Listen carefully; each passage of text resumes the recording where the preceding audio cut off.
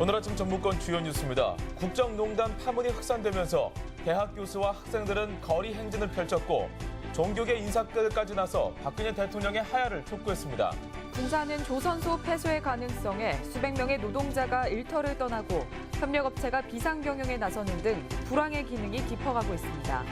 노인이 대다수인 도내 농촌의 1인당 연간 진료비가 200만 원을 넘으면서 가계에 큰 부담을 줘 대책이 요구되고 있습니다. 전라북도 지방은 오늘 대체로 맞겠으며 아침까지 안개가 짙게 끼는 곳이 있겠습니다. 여러분 안녕하십니까? 전주 MBC 뉴스투데이입니다. 국정농단 파문이 갈수록 커지고 있습니다. 대학 교수들과 종교계 인사들까지 나서 대통령의 하야를 요구하고 있습니다. 이경희 기자의 보도입니다.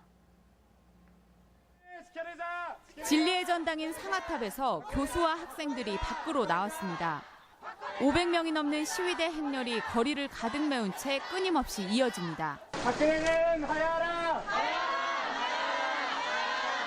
이들은 박근혜 대통령이 국정농단 의혹을 감추기 위해 국민의 의사에 거스르는 개각을 추진하고 있다며 반발했습니다. 전북대학교에서도 교수 133명이 시국선언문을 발표해 진상 규명과 국정 정상화를 위해 대통령이 물러나야 할 때라고 주장했습니다. 지금까지 보여준 불통, 일방성의 그런 모습을 여전히 보여주고 있다는 점에서 과연 사과의 진정한 의미가 있었는지. 종교계에서도 천주교를 필두로 시국 움직임이 본격화되고 있습니다. 전주 호성동의 한 성당에서는 박근혜 대통령은 퇴진하라는 구호가 담긴 현수막이 내걸렸고 정의구현 사재단 전주교구는 다음 주 중으로 시국미사를 준비하고 있습니다. 국민들의 요구가 박근혜 퇴진이어서 우리 천주교에서도 당연히 국민들의 소리는 하늘의 소리고 우리 역시 국민들의 소리에 동참을 해야 된다는 생각에서 시민사회단체에서도 대통령 하야 요구는 높아지고 있습니다. 전북 시민사회단체 연대회의는 풍남문 광장에서 시국선언을 통해 권력을 사유화한 박 대통령은 더 이상 대통령이 아니라며 정권 퇴진운동을 결의했습니다. MBC 뉴스 이경입니다.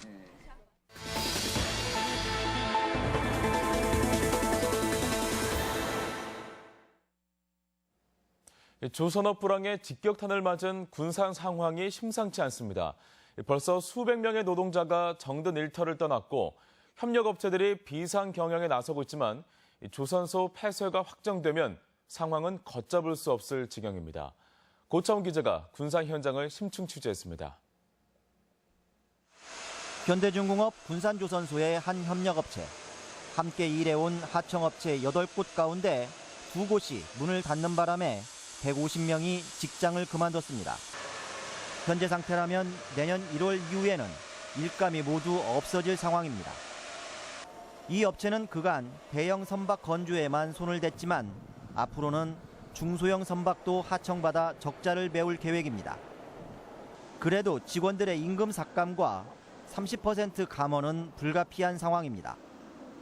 기존 매출이 380억 정도 됐었는데 연간 사업 계획을 저희가 150억 수준으로 일단 잡고 있습니다. 물론 그것도 달성해야 될 목표로 잡고 있습니다. 조선업 불황이 현실화된 지난 4월 이후 현대중공업 군산조선소에서 100여 명, 협력업체에서는 무려 600여 명이 일터를 떠나야 했습니다.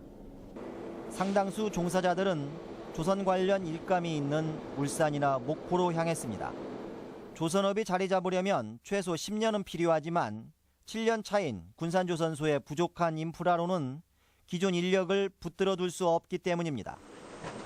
국가산단 주변 식당가는 이 같은 상황을 여실히 보여주고 있습니다. 옛날 같으면 여기가 차가 댈 데가 없어요. 서로 먼저 대려고 일찍도 오고 그러는데 지금은 아예. 상반기에 5억 찍었다 그러면 하반기 때는 아직 다 끝나진 않았지만 2, 3억 그 정도. 지역 경제에서 현대중공업의 비중이 20%가 넘는 군산시는 뾰족한 수가 없어 답답하기만 합니다. 조선소 폐쇄가 확정되면 당장 4천여 명이 실직 위기에 놓이기 때문에 우선 일자리 알선에 집중하고 있습니다. 만약 이 5천 명이 다 대량 실족해서 타 지역으로 갔을 경우에 군산의 인구 감소는 물론 지역 경제는 크나큰 타격을 좀 받을 수 있다. 실직을 우려한 종사자들이 일찌감치 타지로 떠나 군산조선소는 웃돈을 주고 인력을 구하는 웃지 못할 상황까지 벌어지고 있습니다. 군산조선업체들은 조만간 활기를 되찾을 것이란 전망에 희망을 건 채 핵심 인력을 유지하는 방안을 찾느라 깊은 고민에 빠졌습니다. MBC 뉴스 고차원입니다. 학교 운동장에 설치된 우레탄 트랙에서 중금속인 납이 검출되자 전라북도 교육청이 이를 걷어냈습니다. 그런데 수거한 우레탄을 처리할 예산이 없다며 그대로 학교 안에 방치하고 있어 아이들 건강에 해가 되지 않을까 우려됩니다. 한범수 기자의 보도입니다. 전주 효자동의 한 특수학교. 운동장 안쪽에 사람 허리 높이만한 마대 10여 개가 덮개로 가려져 있습니다. 마대 속을 들여다보니 우레탄 폐기물이 가득 담겨 있습니다. 지난 8월 육상경주로의 우레탄 트랙에서 유해물질인 납이 기준치의 13배가 넘게 검출되자 걷어낸 것입니다.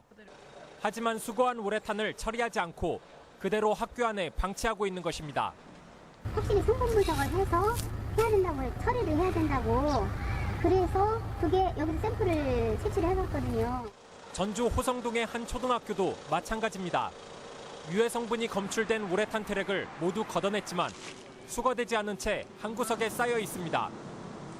우레탄을 철거한 29개 학교 가운데 9곳에서 이처럼 폐기물이 그대로 방치돼 있습니다. 도교육청이 폐기물 수거 업체를 대상으로 입찰에 나섰지만 입찰 가격이 높아 업체를 선정하지 못하고 있기 때문입니다. 심지어 예산 문제로 철거 공사가 내년으로 미뤄진 곳도 있습니다. 네, 이곳은 우레탄이 깔린 학교 농구장입니다. 유해물질이 발견돼 학생들의 출입이 통제된 상태지만 도교육청의 예산 문제 때문에 아직 철거는 되지 않고 있습니다. 출입금지 표시 하나가 서 있을 뿐 다른 보호장치는 찾아볼 수 없습니다. 총 거의 100억이 넘는 그 예산이 소요가 되기 때문에 일시적으로 할 수는 없는 상황이고 현실적으로 내년도 예산을 편성을 해서 내년 상반기 중에는 도교육청이 예산 문제 등으로 우레탄 트랙 철거를 차일피일 미루는 사이 학생들과 학부모들의 우려는 커지고 있습니다. MBC 뉴스 한범수입니다. 도내 특성화고등학교 취업률이 저조한 데다 전국 평균에도 크게 떨어집니다. 취업난의 특성화고에 대한 관심은 높지만 취업률이 몇 년째 30% 선에 그쳐 기업들의 관심이 절실합니다. 정진호 기자입니다. 도내 특성화고등학교 학생들이 한데 모인 특성화고 기능인지 취업 한마당. 학교마다 다른 교육과정과 진로를 알아보는 설명회가 마련됐습니다. 취업난으로 특성화고에 대한 관심이 커진 데다 병역 특례나 취업 후 진학에도 강하다는 설명에 학생과 학부모들의 관심이 집중됩니다. 여기 차라리 이 고등학교 나와서 전문교육을 받으면 더 빨리 진로가 확정이 되고 더 도움을 받지 않을까 이런 생각이 되네요. 올해는 처음으로 도내 기업체 대표 100여 명이 학생들을 직접 만났습니다. 고등학교 내에 어떤 협약을 맺어서 그 어떤 기술 현장 지도를 직접 할 수 있다면 더 큰 효과를 좀 발휘하지 않을까 그렇게 생각을 합니다. 도내 특성화고의 취업률은 최근 몇 년 새 30% 중반에 머무는 수준, 전국 평균보다 10% 이상 떨어지는 형편입니다. 다른 지역보다 산업 기반이 취약하다지만 낮은 취업률을 극복할 방안이 절실한 대목입니다. 3년 교육과정을 기업의 맞춤형 인재로 키울 생각입니다. 저희가 먼저 다가가서 기업들을 찾고 그리고 기업인분들의 이야기를 귀담아 듣고 몇 년째 제자리 걸음인 도내 특성화고의 취업률 높이기는 더 이상 미룰 수 없는 과제로 떠오르고 있습니다. MBC 뉴스 정진호입니다. 전라북도는 쌀값 하락에 따라 재배 면적 3헥타르 이하 농가의 어려움을 덜기 위해 특별자금 150억 원을 직접 지원합니다. 도는 당초 이 돈을 미국 종합처리장 RPC를 통해 쌀값 지지용으로 활용하려 했지만 RPC 측이 반발하자 농민단체와 협의 끝에 농가에 직접 지원하기로 했습니다. 전북은 65세 이상 인구가 이미 30만 명을 넘는 고령 사회입니다. 노인이 대다수인 농촌은 1인당 연간 진료비가 200만 원을 훌쩍 넘어 가게에 큰 부담을 주고 있는데요. 대책이 필요해 보입니다. 보도에 강동엽 기자입니다. 올해 81살인 김할머니는 한해전 요양병원에 입원했습니다. 농사일로 무리를 해 그간 물리치료로 버텨왔지만 나이가 들면서 더욱 나빠져 결국 병원 신세를 지게 됐습니다. 요약다리가 저리고 자다가도 쥐나고 이 다리가 어깨가 또 이렇게 아프고. 전라북도의 65세 이상 인구는 33만여 명으로 전체 전북 인구의 18%가량 되는데요.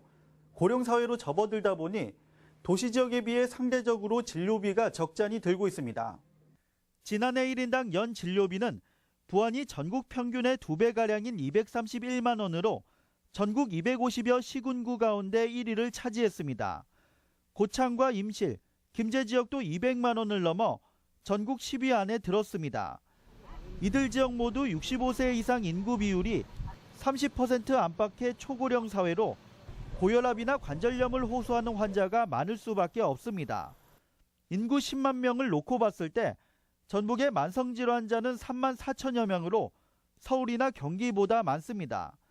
사정이 이렇다 보니 월 평균 병원을 방문하는 일수는 3.3일로 전국에서 두 번째로 많았고 지난해 진료비 총액도 2조 9천억 원을 넘었습니다. 운동 처방이라든지 그리고 만성질환 관리라든지 영양관리라든지 이런 것들을 사전에 예방적 시스템을 강화해서 꾸준하게 좀 할 필요가 있다, 지역사회가. 사회보장이 큰 부담을 덜어주고 있지만 초고령 사회 속 노인 질병이 빈곤이나 자살 같은 사회 문제로 이어지지 않도록 적극적인 관리가 필요해 보입니다. MBC 뉴스 강동엽입니다. 국회 상임위에서 전북 핵심 사업 예산이 대폭 증액돼 국회 통과 여부가 주목됩니다. 새만금 기축도로인 남북 2축과 동서 2축 예산은 정부 안보다 각각 886억 원, 361억 원이 들었고 새만금 신항만은 200억 원, 정부가 전혀 예산을 세우지 않았던 경업특구와 산림치유원, 탄소 클러스터 사업은 모두 많게는 수백억 원이 증액됐습니다. 하지만 예결위가 증액 여부를 확정했기 때문에 오는 7일 예결위 소위 결과가 관심입니다. 문화예술 분야 예산 배정에는 지역 차별이 여전한 것으로 나타났습니다. 국회 예산결산위원회 김광수 의원은 지역문화예술 특성화 사업의 영남 예산은 1,900억 원인데 반해 호남은 637억 원에 불과하다며 개선을 요구했습니다. 김 의원은 또 최근 5년간 보조금 지원액도 영남은 51조 원에 이르지만 호남은 29조 원에 불과했다고 주장했습니다.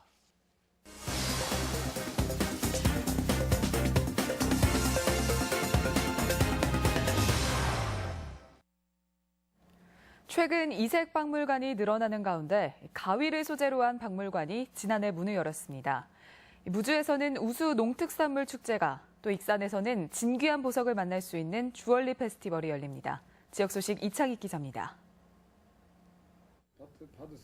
진안군이 세계 가위문화연구소와 민간 위탁을 체결하고 이달 중에 가위박물관을 개관합니다. 지난해 들어선 가위박물관은 2층 규모로 진안에서 출토된 가위의 역사를 살펴볼 수 있고 황새 가위 등 동서양의 희귀한 가위 1,500여 점이 전시됩니다.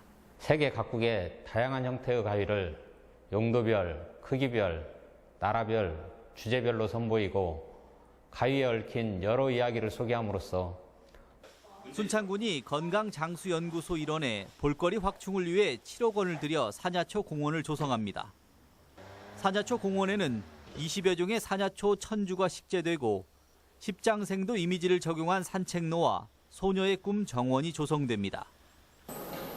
익산 보석 테마 관광지 활성화를 위한 블링블링 주얼리 페스티벌이 오늘부터 열립니다. 주얼리 페스티벌에서는 12만여 점의 진귀하고 화려한 보석을 만날 수 있으며 보석류를 30% 싸게 구입하는 할인 행사가 6일까지 이어집니다. 블링블링 주얼리 페스티벌과 함께 국화, 보석 등 다채로운 체험을 즐기시고 가을 정취를 만끽하시길 바랍니다. 무주 박물관 농특산물 대축제가 오늘부터 사흘간 예체문화관 일원에서 열립니다. 농특산물 대축제에서는 향토 음식을 맛보는 먹거리 부스와 농자재로 꾸며진 포토존 등 풍성한 볼거리와 먹거리, 체험 행사가 마련됐습니다. 청정무주의 안전한 먹거리를 기대하고 찾아오시는 많은 분들을 위해 볼거리, 즐길거리, 살거리를 풍성하게 준비했습니다. 고창군은 고인돌 공원 일원에서 열리고 있는 국화축제가 오는 6일까지 열리지만 방문객들의 높은 호응과 국화 만개 시기를 고려해 20일까지 전시를 이어가기로 했습니다. MBC 뉴스 이창익입니다. 현대자동차는 일진 복합 소재의 탄소 섬유로 만든 압축 천연가스 용기 저상 버스를 내년 7월부터 생산합니다. 압축 천연가스인 CNG 용기를 탄소 섬유로 바꿀 경우 360kg이 줄어 연간 190만 원의 연료비가 절약되고 온실가스 저감에 따른 환경 편익도 64만 원에 이를 것으로 조사됐습니다. 도는 2019년까지 탄소 섬유 CNG 용기를 부착한 버스 70대를 시범 보급할 계획입니다. 2016 이화이 최우수 기업가상 최고상에 하림그룹 김홍국 회장이 선정됐습니다. 국내 4대 회계법인 중 하나인 이화이 한영은 서울신라호텔에서 제10회 시상식을 열고 하림 김홍국 회장 등 6명에게 최우수 기업가상을 시상하고 몬테카를로 대회에 출전권을 부여했습니다. 하림 김 회장은 창업 20여 년 만에 자산 10조 원의 대기업을 일군 도전 정신이 높은 평가를 받았습니다. 전주 수제 초코파이가 전국적으로 인기를 끄는 가운데 완주군도 지역 특색을 살린 초코파이를 만들어 소비자 입맛을 공략하고 있습니다. 완주 자활센터 내 초코파이 사업단은 삼내 딸기와 동상 곶감 등 지역 특산물을 이용한 완주 초코파이를 개발해 대표 먹거리로 만들어 나갈 계획입니다. 순창군이 이달 고지분부터 상수도 요금을 30% 올립니다. 순창군은 현실화율이 35.5%에 불과하고 매년 인상되는 생산비와 인건비를 감안해 상수도 요금을 30% 올렸으며 내년과 내후년에도 각각 23%와 19%를 인상해 현실화율을 67%까지 끌어올릴 계획입니다. 이에 따라 가정용 수도요금은 톤당 110원이 인상된 480원, 일반용은 780원으로 오릅니다.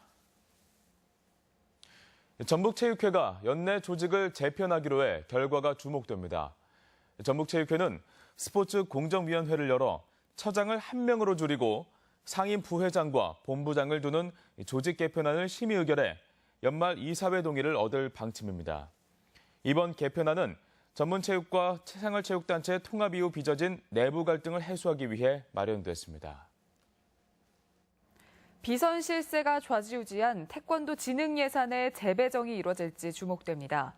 태권도 진흥재단은 최근 국가기관인 진흥재단보다 최순실의 K스포츠재단이 관련 예산을 대거 배정받았다며 관련 예산 재검토에 나선 국회의 재배정을 촉구한다는 계획입니다.